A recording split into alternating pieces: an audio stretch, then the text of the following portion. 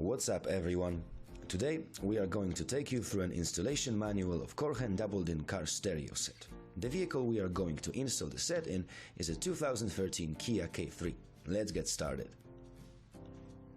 First of all, the package from Corehan includes a radio, an installation manual, a wiring harness, a GPS antenna, and an RCA and AV cables. And we also get an aftermarket harness particular for K3, a dash kit, and a pair of brackets. Let's take a look at the radio interface original for Kia K3. As you can see, it's not a double-din, and the opening doesn't fit for the double-din stereo. Therefore, we have to replace it with the aftermarket dash kit, like this one. There is a frame inside the dash kit. Internal size of it is 7.1 by 3.9 inches. Sometimes the length would be 7 inch and the height 3.8 or 4 inch. Check the stereo size to make sure you purchase the perfect dash kit. Let's take a look at the aftermarket harness. There are two factory sockets from K3 model connecting with the harness perfectly. These are the wires connecting with the stereo harness. And here is where you plug into the stereo. Remember not to match only by the colors when wiring the two harnesses together. Check the function of each wire in an installation manual and the vehicle user manual to pair the same wires together between the two harnesses. Now let's explain harness wiring and highlight few important points you should pay attention to while connecting the harness. First, the most basic three leads turning the stereo on are the yellow color constant power, red color accessory power, and black color ground. Yellow lead is always labeled B+ and connecting with the battery. Red lead is always labeled ACC and connecting with on and off key. Black lead is always labeled GND and connecting with the ground. Be careful not to confuse connecting the yellow and red wires reversely, since this might generate stereo memory losses after turning off the vehicle. Secondly, speaker leads. There are 8 leads connecting with the 4 speakers. There should be 4 leads with single solid color and 4 with black strips. Single color indicates the positive and black strips indicates the negative. Pay attention to that so you don't connect the positives and the negatives reversely with the speakers. The pair of white leads connects with front left speakers.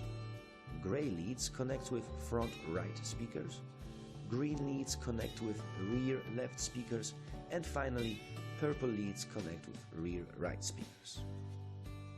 The rest of leads we are going to introduce might differ in their color depending on each stereo model.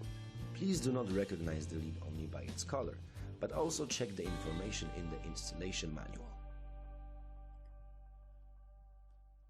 Steering wheel control leads. These are always labeled Key 1 and Key 2. In most of the vehicles, there are 2 steering wheel wires connecting with those leads. If there is only one steering wheel wire in your vehicle, connect it with either the lead Key 1 or Key 2. And don't forget to connect the vehicle steering wheel control ground wire with the black lead.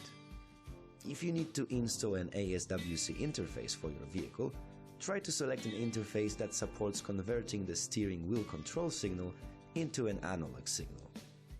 Connect the output wires from interface with leads Key 1 and Key 2. Illuminate leads. It's always being orange and labeled ILL. If you want to turn on the backlights of stereo buttons by recognizing if the headlight is on, you need to connect it to the headlight detect wire from a vehicle. However, you can connect this lead with the red color lead labeled ACC to illuminate the button's back constantly. Reverse detect lead. It's always being labeled reverse in. We are connecting it with the power supply of backlight to switch the image to reverse camera input automatically by detecting the voltage from backlight. Pay attention to this lead connection when you install a reverse camera. If you miss plugging this lead, the stereo won't be able to switch to the reverse camera input automatically. For more information, you can watch our other video tutorial on rear camera installation. AMP control lead. It's always blue and labeled AMP con. If you have installed one or more power amplifiers in your vehicle, connect this lead with your power amplifier to activate the amp power whenever the stereo turns on. Power antenna control lead. It's always blue, labeled ANT con, and bundled together with AMP control lead. Most of the vehicles do not fit with this wire, so practically always you'll need to just insulate the lead and leave it be. Handbrake detect lead. It's always labeled brake in, and it's used to detect the handbrake status. Simply connect this lead with the ground. CAN bus TXD and RXD leads. Insulate and then ignore these two leads. They are useless in a doubled-in stereo. So the connection of two harnesses has been completed. This connector is very easy to attach with the two factory plugs from vehicle, and plugging this side into the stereo is very simple. Make sure to pay attention to following 3 points when you set up the connection. Number 1. Keep every terminal insulated well. Do not expose any copper wire to the outside. Number 2. Keep the unconnected wires properly insulated. And number 3, double check each match and make sure that the usage of both connected leads is correct. One more thing we typically do when we perform an installation is to test the wire's continuity with the multimeter. You can perform continuity check with any multimeters. All you have to do is set the multimeter for continuity test and connect these two leads together and hear a beep.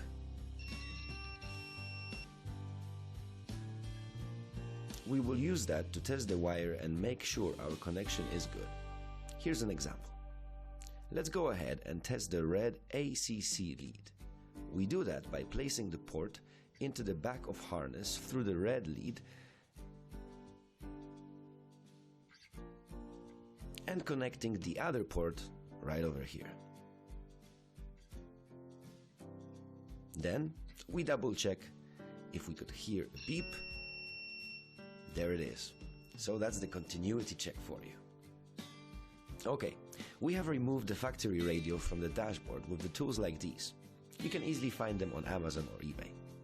We have also attached the two brackets on both sides of the stereo and are ready for the final installation.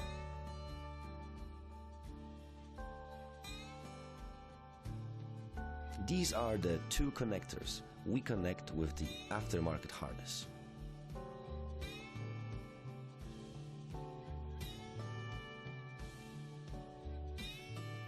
Here is a video cable from reverse camera, bundled with the red wire that is a trigger wire for reverse camera image switching. Do not miss connecting this red wire with reverse detect lead from stereo harness and keep the connection terminal insulated.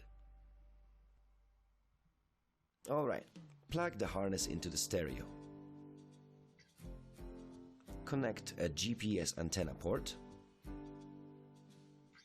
Please note that the GPS antenna we are connecting over here has been installed in the vehicle before. If you install a new GPS antenna, attach it under the windshield to get a better GPS signal reception. Lead the USB port through to the storage box or to any place you find convenient. Now, the left and the right speaker. Please note that those connections are not always available in the vehicles without a power amp.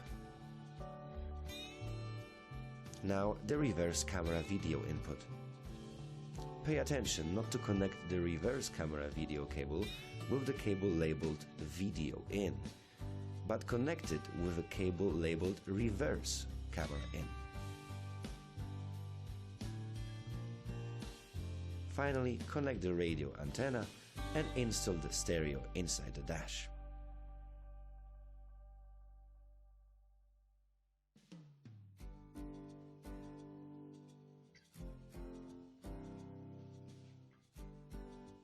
As you can see, we have screwed the radio onto the panel. Now, let's give it a go. Let's test the reverse video input. Everything is clear here. Let's check the radio reception. Everything is fine. Let's play the video. Yeah, it's perfect. Nice image, nice sound. Now let's try to set the steering wheel controls. Let's get into the app called Steer. Press and hold the buttons on steering wheel and set the function you need on the screen. Repeat that operation for every single button that you need.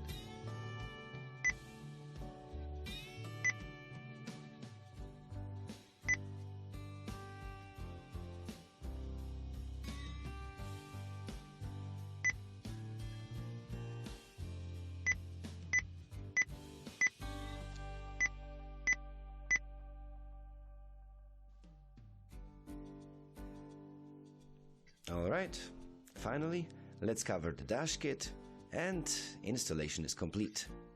We hope this short video tutorial can help you get the stereo installation done fast and effortless.